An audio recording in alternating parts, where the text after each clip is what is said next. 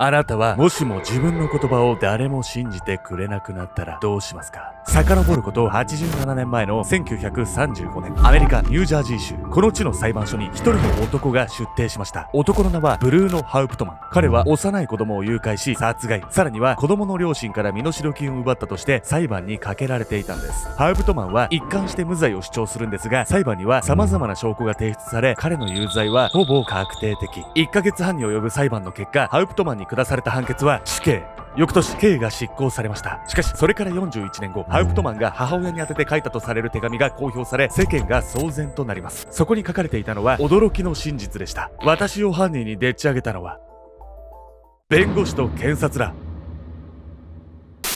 アメリカで今も物議を醸す世紀の冤罪事件。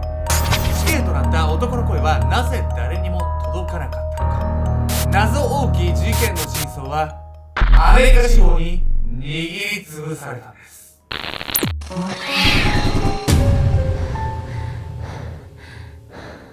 おそす、僕いつだって学生インターン生募集してるよ、ケンちゃんです。みんな学生バキュンバキュンバキュンバキュン闇みこです。ビッグバンかお前は。本日皆様にご紹介するのは世紀の冤罪事件と言われているリンドバーグ愛児誘拐事件。逮捕された人以外に犯人がいるってことこれ。そういうことですね。僕がね、この事件聞いた時、足利事件っていうのもそうなんですけど、真実とかっていうのが簡単にねじ曲げられる可能性があると思うんです。そういうこと今回の事件も。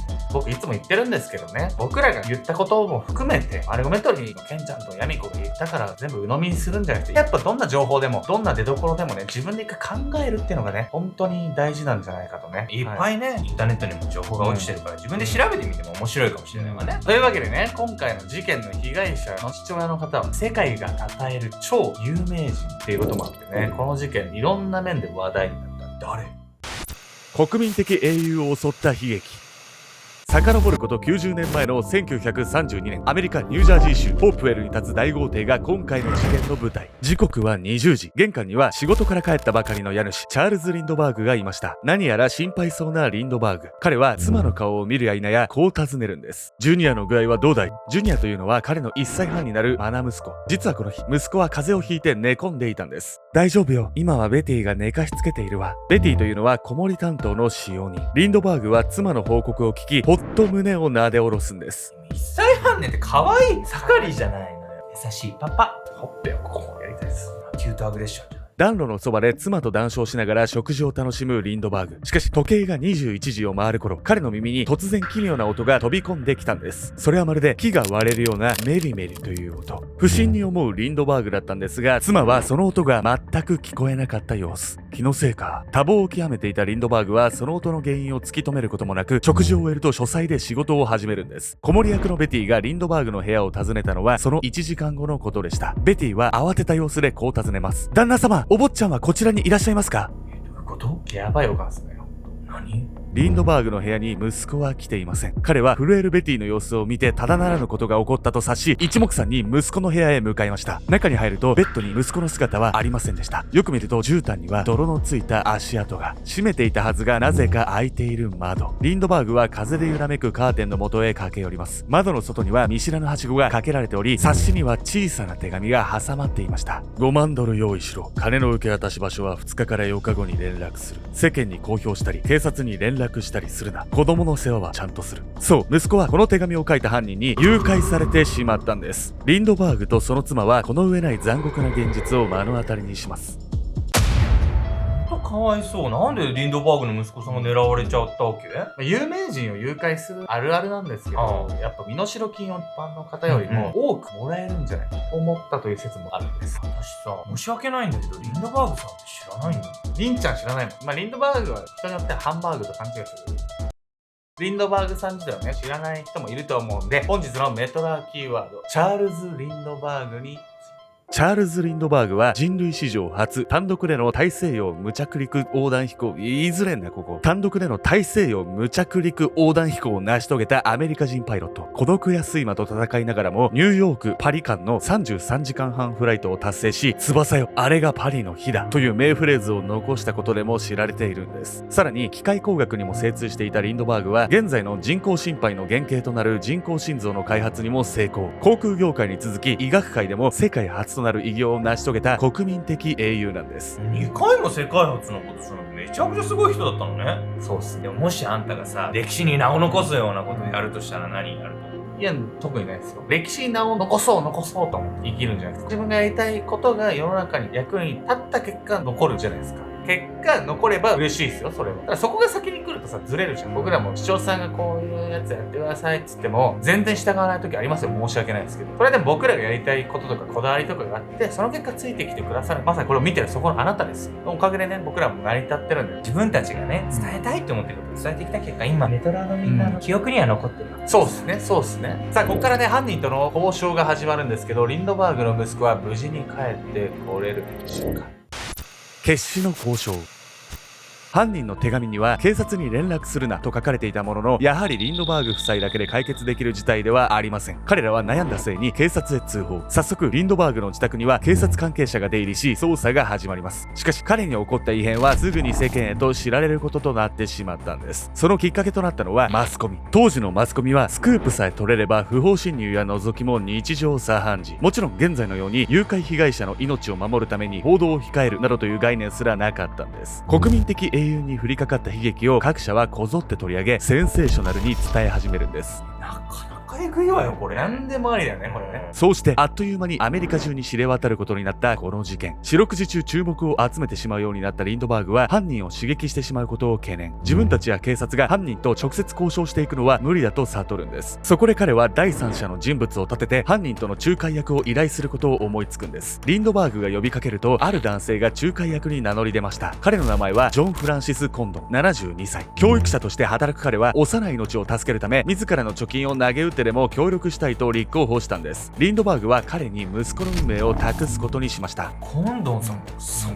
当な覚悟よ、これ。やっとね、交渉が進みそうに思えたんですけど、こっから波乱の展開が待ち受けているんです。コンドンが仲介役になったことを表明すると、早速彼の元に小包が届きます。中には身代金の受け渡し方法を書いた手紙と一組の衣服が。それはリンドバーグの息子があの日着ていたパジャマでした。間違いない。これは犯人本人から送られてきたものだ。そう確信したリンドバーグはついに犯人との身代金の受け渡しに臨むんです。その夜、コンドンとリンドバーグは犯人から指定された墓地へ向かいました。暗闇と静寂に包まれる中、二人が歩いていると、やあ先生。突然何者かが彼らに声をかけたんです。声がする方を見ると、そこにはハンカチで顔を覆った男が立っていました。ついに目の前に現れた誘拐犯。犯人は身代金を受け取ると、すぐに小さなメモをリンドバーグに手渡し、闇に消えていきました。リンドバーグは急いでその中身を確認します。そこには誘拐された息子の居場所が書かれていたんです。子供はマサチューセッツ州エリザベス島付近に停泊しているネリー号の中にいる。すぐさまリンドバーグは現地へ向かい、息子のいるネリー号を探します。しかしいくら探してもそれらしき船は見当たらないんです。ここでリンドバーグとコンドンは気づいてしまうんです。私たちは犯人に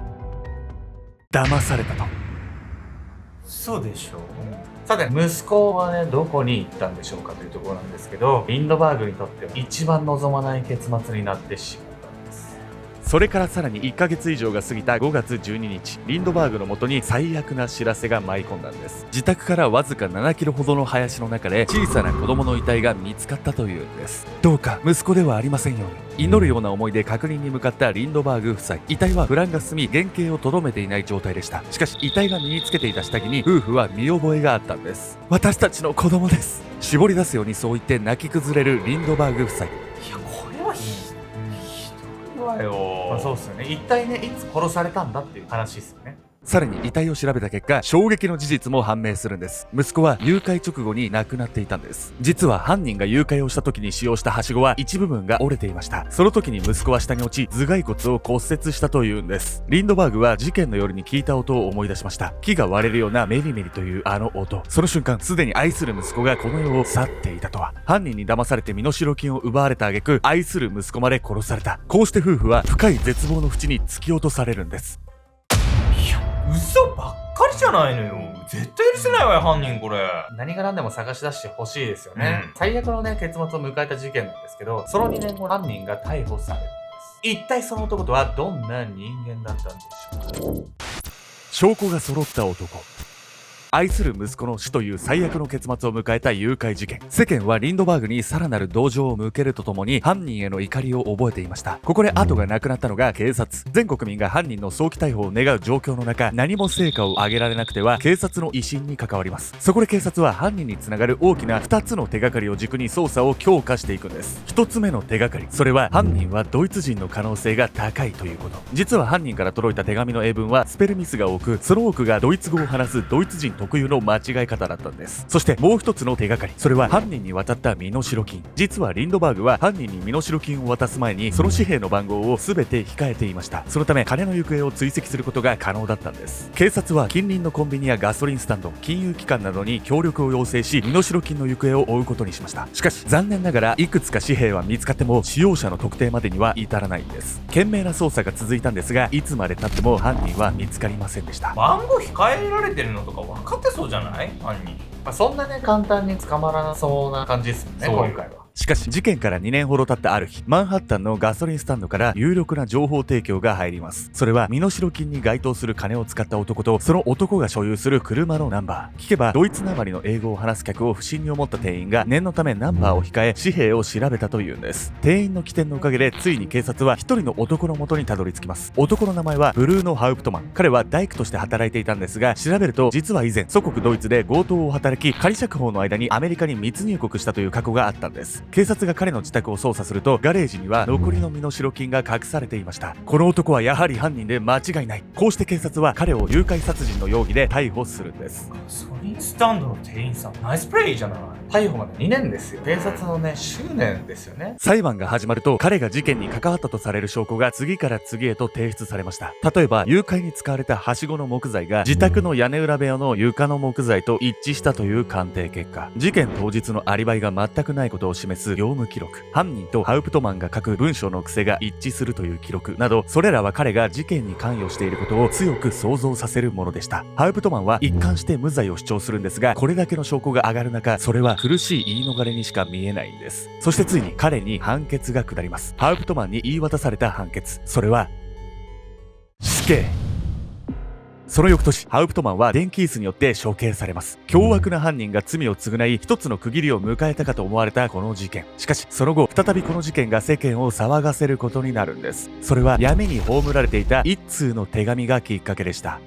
普通の手紙？実はねこの手紙によってハウプトマンが犯人ではない可能性が浮上する。裁判の間ずっと無罪を主張し続けていたねハウプトマンなんですけど、このハウプトマンの証言っていうのは罪から逃れるためではなく真実であった可能性も出てきたんです。消えた真実。時は1977年、ハウプトマンが誘拐殺人の罪で処刑されてから実に41年もの月日が流れていました。この年、あることをきっかけに再びこの事件が注目を集めることになるんです。そのきっかけとは、ハウプトマンが母親に宛てて書いていた手紙。実はこの手紙、当時の刑務所所長がその存在を隠していたため表に出ることはありませんでした。しかし40年以上の時を経て、ついに国民の知るところとなるんです。それにしてもなぜ刑務所所長はハウプトマンの手紙が世に出ることを恐れていたのか。その理由は手紙の内容にあったんです。ハウプトマンが書いた手紙には驚きの言葉が綴られていました。自分の無実を訴える証拠は弁護士が全部もみ消してしまった。自分を犯人に仕立て上げているのは弁護士と検察だ。弁護士と検察が手を組んでいた。この話が本当であれば裁判の信憑性は大きく変わってくるんです。彼の無実の主張は嘘ではなく真実だった可能性も出てきます。鳥肌立ってくるんだけど、何これ、弁護士と検察にはめられたってことでしょこれ。この状況を知った時の彼の心境としては当たり前なんですけど絶望だったんです。俺はなぜ犯人になっているんだ。ハウプトマンは逮捕されたその日から自分の身に一体何が起こっているのか訳がわからなかった。逮捕のきっかけとなったお金、それは実は金を貸していた仕事仲間フィッシュが持ってきたもの。借金を返さないまま亡くなってしまったフィッシュ。ハウプトマンは彼の遺品を片付ける最中に見つけた謎の金を返済金代わりに自分のものにしてしまおうと手をつけてしまった。それが不運の始まりだった。ただ真実を話せばきっと分かってくれるはず。ハウプトマンはそう信じていた。その事実を裏付ける証拠だってたくさんある。弁護士がその証拠を提示すればすぐに疑いは晴れるだろう。ところがハウプトマンの期待はもろくも崩れ去った。いつも酔っ払った状態で接見に来るやる気のない弁護士。彼はなぜかハウプトマンの無罪の証拠を全てもみ消した。裁判では身に覚えのない証拠が次々と提出され、自分が犯人だという前提で話が進んでいく。ハウプトマンはそこに見えざる大きな力が働いているのを感じていた。検察や弁護士、いやもしかするとアメリカ国民全員が被害者である国民的英雄の無念を晴らすため、誰かを犯人にして事件を終結させたがっている。ハウプトマンは絶望するしかなかった。そして彼の死刑が決まった。これが本当だとして本当やばいわよ。忖度でね、判決出すっていうのがもうやばすぎるんですよ。ハウプトマンの手紙が本当か嘘か、今となっては誰も知ることはできません。しかし専門家が当時の裁判で出された証拠を再検証すると、実際事実関係が曖昧なものも多く見つかったというんです。そもそも人間が人間を裁くことができるのか、そして人を裁くとはどういうことなのか、私たちも改めて考えることが必要なのかもしれません。